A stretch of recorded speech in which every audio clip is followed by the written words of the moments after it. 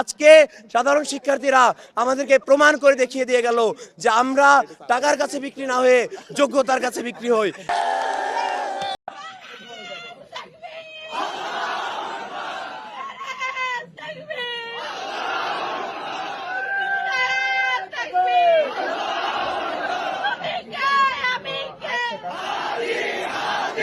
জগন্নাথ বিশ্ববিদ্যালয়ের ছাত্র সংসদ নির্বাচনে শিবির সমর্থিত প্যানেলের ভূমিধ্বস বিজয় হয়েছে। আলহামদুলিল্লাহ। ছাত্রদল সমর্থিত প্যানেলের ভিপি ক্যান্ডিডেট ফাইট দিছে, তাও শেষ রক্ষা হয় নাই। যদিও ছাত্রদল প্যানেলের ভিপি ক্যান্ডিডেট কিন্তু গণ অধিকার পরিষদের, ছাত্রদল করা ছাত্র না। শিবির সমর্থিত প্যানেলের জন্য শুধু না, এটা জগন্নাথ বিশ্ববিদ্যালয়ের জন্য একটা ইতিহাস যে এটা জগন্নাথ বিশ্ববিদ্যালয়ের প্রথম ছাত্র সংসদ নির্বাচন। সকল জরিপ, বড় দল, বাঙ্গ মিডিয়া, বাঙ্গ সুশীল এবং গোয়েন্দা সংস্থার পরিকল্পনা ব্যর্থ করে দিল সাধারণ ছাত্রছাত্রীরা এইভাবেই। পুরনো আচার ব্যবহার দেখে এই সাধারণ ছাত্রছাত্রীরা তারা ছাত্রলীগের চাইতে কিংবা ছাত্র দলের চাইতে কিংবা অপরাপর সংগঠনগুলির চাইতে তাদেরকে ভালো মনে করেছে, ভোট দিয়েছে। আগামী 1 মাসের মধ্যেই যদি এই সমস্ত ক্যাম্পাসে আবার ভোট হয়, আমি আপনাকে লিখে দিচ্ছি ছাত্র শিবির পাশ করবে না।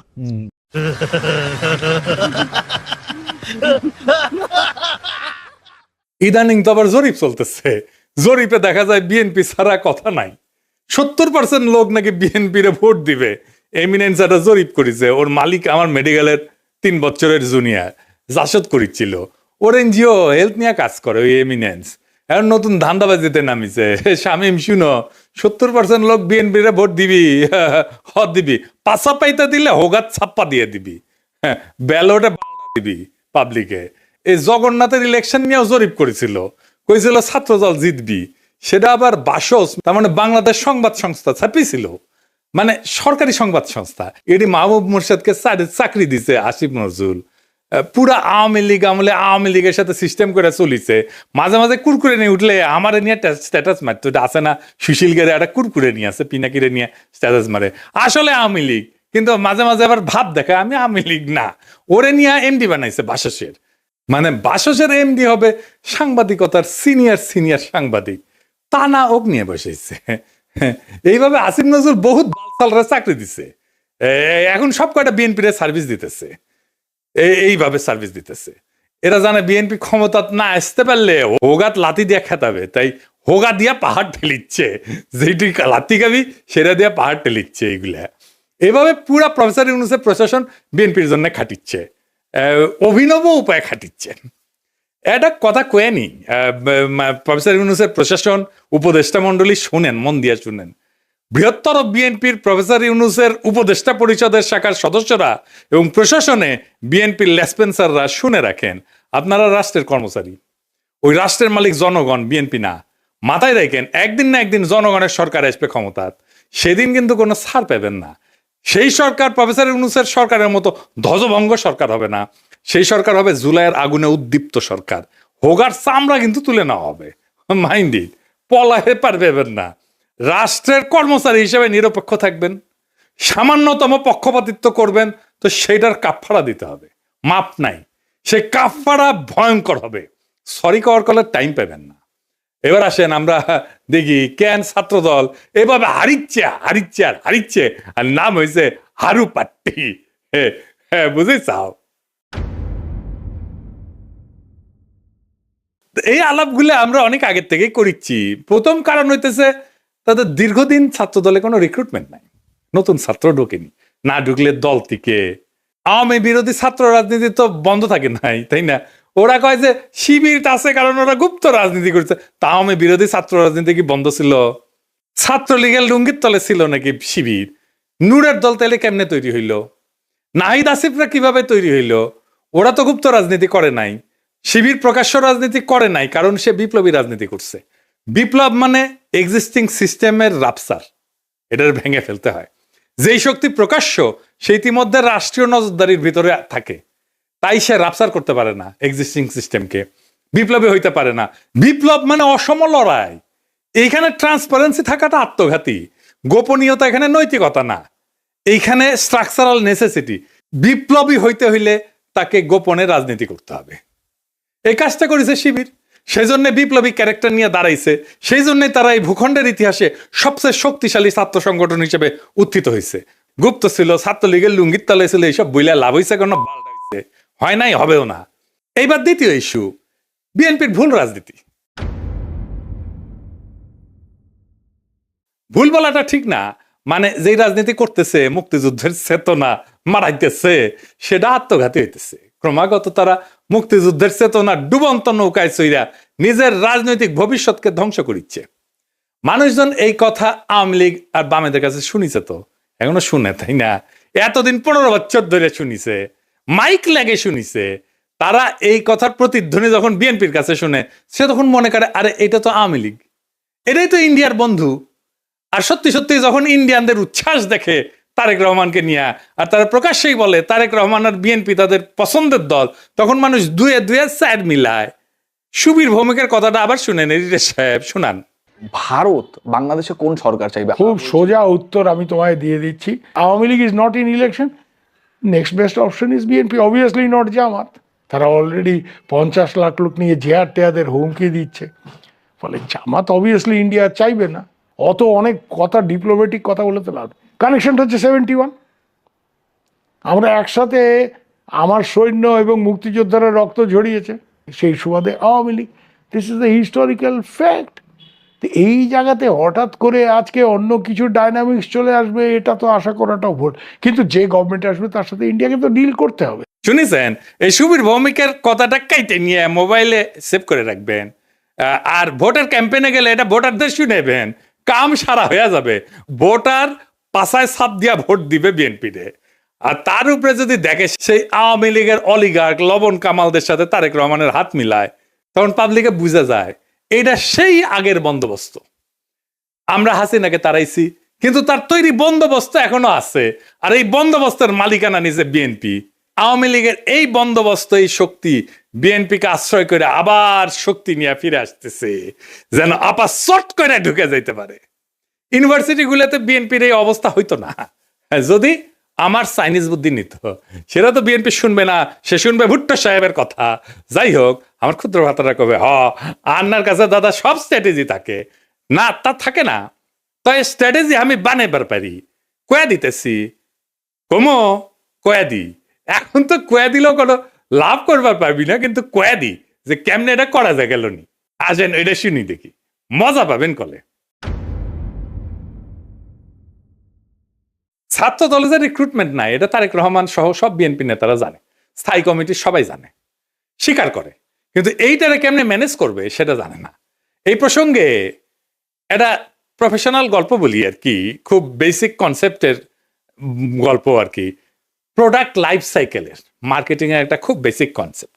কি সেটা? যে কোনো প্রতিষ্ঠানের, মানুষের, দলের, পণ্যের একটা লাইফ সাইকেল থাকে বা জীবন চক্র থাকে। মানে জন্ম, বেড়ে ওঠা, তারুণ্য, যৌবন, বার্ধক্য, মৃত্যু। মানুষের যে জীবন চক্র ঠিক তেমন একটা দলের বা পণ্যের ঠিক এরকম লাইফ সাইকেল বা জীবন চক্র থাকে। প্রথমে এটাকে বলা হয় ইন্ট্রোডাকশন বা উদ্ভব পর্ব, গ্রোথ বা উত্থান পর্ব, ম্যাচুরিটি বা আধিপত্য পর্ব, ডিক্লাইন বা পতন পর্ব। শিবির আছে উত্থান পর্বে, ছাত্রদল আছে পতন পর্বে। বুঝছাও? এইটা সব দেখে দেন কে কোনটি আছে। এই লাইফ সাইকেলকে চাইলে এক্সটেন্ড করা যায়। ম্যাচুরিটিতে আসলে আলাদা স্ট্র্যাটেজি নিতে হয়, যেন আবার নতুন কইরা সে উত্থান পর্বে চলে যেতে পারে। এই পতন পর্ব শুরু হইলেও আবার তাকে উত্থান পর্বে নিয়ে যাওয়া যায় কলে কিছু কিছু বিশেষ ক্ষেত্রে, কিন্তু একটা জায়গা আনা যায় না। সেটা হইতেছে হিস্টোরিক্যাল লেজিটিমেসি কোলাপস যদি হয় পলিটিক্যাল পার্টির ক্ষেত্রে। এটা শুনতে খটোমটো লাগলেও সোজা কলে, খুবই সোজা। মানে আমি যা বইলা আমার বৈধতা আনিছি তার উল্টা কাজ করলে লেজিটিমেসি কোলাপস হয়। এইটা ছাত্রদল আর বিএনপি দুইটারই হয়েছে।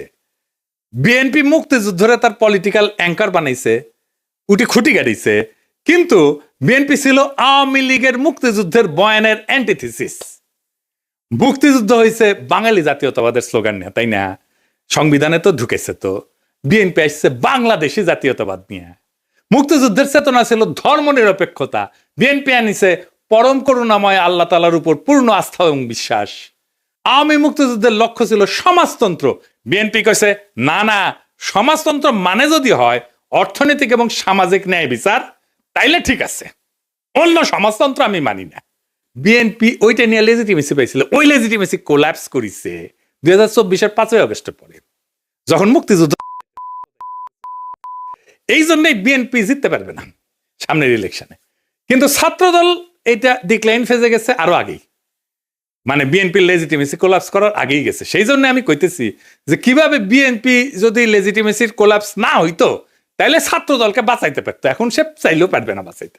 কেমনে পারতো? প্রথমে ছাত্র দলকে বিলুপ্ত করে দিতে হইতো, থেকে লাভ নাই, কারণ দল তো নাই, সমর্থন নাই, রিক্রুটমেন্ট নাই, থেকে লাভ কি? ভোটে জিতে না, হারু পাট্টি। তাইলে এটারে বিলুপ্ত কইরা সবাই রে বৈষম্য বিরোধী ছাত্র সংগঠনে একীভূত করতে হইতো। এটা হইলে বৈষম্য বিরোধী ছাত্র সংগঠনের সবচেয়ে বড় স্টেক হোল্ডার হইতো ছাত্র দল থেকে আসা লোকগুলা। বৈষম্য বিরোধী ছাত্র সংগঠনই হইতো বিএনপির গণছাত্র সংগঠন। সে আরো বৃহত্তর ঐক্যের চেষ্টা করতো, ছাত্র অধিকার পরিষদকে নিত, ইনকিলাব মঞ্চকে নিত, এরকম ছোটখাটো দলগুলোকে সে ঢুকায় ফেলতো, একীভূত করে ফেলতে পারতো। তাইলে শিবিরের একটা শক্তিশালী বিরোধী দল দাঁড়াইতো। এটা হইলে শিবিরের সাথে শক্ত ফাইট দিতে পারতো, অনেক জায়গায় জিতেও যেতে পারতো। আর যে রিক্রুটমেন্টের গ্যাপ তৈরি হয়েছে সেটা পূরণ হইতো, কারণ এই বৈষম্য বিরোধী ছাত্ররা তো ছাত্র দল করে না, এরা তো নতুন তরুণ, আরো তরুণ, এরা ঢুকতো, তাইলে তার গ্যাপটা পূরণ হইতো। এখন ইলেকশন হইতেছে আর মারা খাইতেছে বিএনপি, নামই হয়ে গেছে হারু পাট্টি। এখন আমার ক্ষুদ্র ভাতারা একটা বিরাট কোশ্চেন করে ফেলতে পারে আমাকে, আমি কালে ডরে আছি। হ্যাঁ, যে কয় যদি দাদা দলে যদি এইভাবে লাইফ সাইকেলের মধ্যে যায়, উত্থান পতনের মধ্যে দিয়া যায়, তাহলে তো আমেরিকা রিপাবলিকান আর ডেমোক্রেটদের মইরা ভূত হয়ে যাওয়ার কথাই ছিল। এইগুলো তো ভালোই টিকে আছে। তো মাঝে মাঝে বুঝছাও আমার মনে হয় যে আমি দিনে 4-5টা করে ভিডিও বানাই, বেনে এগুলো ব্যাখ্যা করি। মেলা কোশ্চেন আছে সবার মাথার, তাই না? হ্যাঁ, এটা খুব ইন্টারেস্টিং প্রশ্ন করে করেছেন আপনারা, না করলেও কয়ে দিলাম, তাই না? আসেন এবার বুঝে দেখি। আমেরিকান রিপাবলিকান আর ডেমোক্রেটিক পার্টি এটা স্বাভাবিক রাজনৈতিক দল না, ওইগুলো কার্যত রাষ্ট্রের ভেতরে একটা ইনস্টিটিউশনালাইজড পাওয়ার মেকানিজম। এটা কি? এটা প্রতিষ্ঠান হয়ে গেছে, এটা দল নাই, এটা রাষ্ট্রের সাথে একীভূত হয়ে গেছে, অনেকটা চাইনিজ কমিউনিস্ট পার্টির মতো। তাই ওদের পতন হয় না, ওদের রূপ বদলায়। এই যে লাইফ সাইকেল থিওরি, যে জীবনচক্র থিওরি যেটা কইলাম, এটা কাজ করে হয়েছে, এটা ক্লাসিক রাজনৈতিক দলের মতো, ক্লাসিক রাজনৈতিক দল যেগুলো আদর্শিক দল বা ক্যারিসমেটিক লিডার আছে, যেমন মুজিবের দলের মতো, জামাতের মতো, শিবিরের মতো, কমিউনিস্ট পার্টির মতো, রেভলিউশনারি বা পোস্ট কলোনিয়াল দল কংগ্রেসের মতো, এবং দুর্বল রাষ্ট্র কাঠামোর দেশে Bangladesh, Pakistan, Africa, Latin America, এই সমস্ত জায়গায় এই সমস্ত থিওরি খাটের দলগুলোর ক্ষেত্রে। কংগ্রেসের মরে যাওয়া দেখে বুঝতে পারতেছেন, বিজেপির উত্থান থেকে বুঝতে পারতেছেন।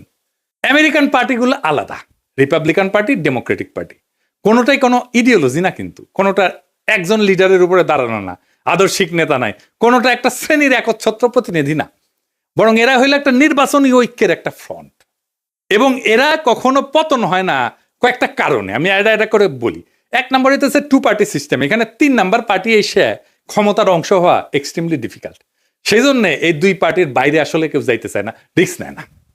আমেরিকার মানুষ রাগ করলে নতুন দল বানায় না, পুরানো দলের ভিতরে ঢুকে সেটা বদলানোর চেষ্টা করে। এবং আপনি দেখবেন রিপাবলিকান এবং ডেমোক্রেটিক পার্টি দুটেরই বদল হয়েছে ভিতর থেকে মেলাবার, 1-2 বার না। এই কারণে দল ভাঙে না, ভেতরের রূপটা বদলায় যায়। এখানে পার্টি মানে কিন্তু দর্শন আদর্শ না, রিপাবলিকান মানে একটা জিনিস না, কিন্তু একটা পার্টি না। এর মধ্যে রিগানের কনজারভেটিভ পার্টি আছে, বুশের নিউকন আছে, ট্রাম্পের পপুলিস্ট পার্টি আছে, ন্যাশনালিস্ট পার্টি আছে। ডেমোক্রেটিক মানেও এক জিনিস না, ক্লিন্টনের নিও লিবারেল আছে, ওবামার টেকনোক্রেটিক পলিটিক্স আছে, বার্নি স্যান্ডার্সের ডেমোক্রেটিক সোশ্যালিস্ট আছে। তাই ভেতরের আইডিওলজিকে নেতৃত্ব দিচ্ছে, সেই আইডিওলজিটা বদলায়, কিন্তু পার্টি থাকে। আর একটা জিনিস হচ্ছে স্টেট পার্টি, একটা ফিউশন হয়েছে আমেরিকা, পার্টি আর স্টেট একসাথে মিলে গেছে। যেমন ধরুন কংগ্রেস ককাস বলে একটা জিনিস আছে, যেখানে 2 পার্টি একসাথে কাজ করে। স্টেট গভর্নর নেটওয়ার্ক যেটা, সেখানে 2 পার্টি একই সাথে সমান শক্তিশালী, থিঙ্ক ট্যাঙ্ক, তারপরে যে ডোনারদের ক্লাস, মিডিয়ার যে ইকোসিস্টেম, সবকিছু মিলে এটা একটা সংগঠন না, এটা একটা পাওয়ার ইনফ্রাস্ট্রাকচার হয়েছে। আমেরিকান এলিটদের যে কনফ্লিক্ট, এইটা ম্যানেজ করা হয় এই 2 পার্টির এই সিস্টেমের মধ্যে দিয়া। এই 2 দল আসলে এলিটদের মধ্যে পাওয়ার শেয়ারিং মেকানিজম, জনগণের যেটা ক্ষোভ এটাকে ইনস্টিটিউশনাল চ্যানেলের মধ্যে ঢুকে দেয়। আর এরা ক্রাইসিসে ভেঙে যায় না, রিব্র্যান্ড করে নিজেদেরকে। যেমন ধরেন ভিয়েতনাম যুদ্ধের পরে ডেমোক্রেটদের রিফর্ম হয়েছিল, সিভিল রাইট মুভমেন্টের পরে রিপাবলিকানরা একটা সাউদার্ন স্ট্র্যাটেজি নিয়েছিল। 2016-তে সেটাতে ট্রাম্পের নতুন তত্ত্ব, এই পপুলিস্ট তত্ত্ব নিছে। তারা ইডিওলজিক্যাল রিসাইক্লিং করে।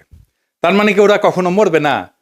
মরবে, কিন্তু পার্টির নাম মরবে না, ভেতরের আত্মা মরে যাবে। আজকের রিপাবলিকান পার্টি লিঙ্কনের রিপাবলিকান পার্টি না, আইসেনহাওয়ারের রিপাবলিকান পার্টি না, আজকের Democratic party John F Kennedy Democratic party না, বা ফ্র্যাঙ্কলিন রুজভেল্টের ডেমোক্রেটিক পার্টি না, কিন্তু লেভেলটা টিকে থাকে দলের, কারণ লেভেলটাই পাওয়ারের টিকিট।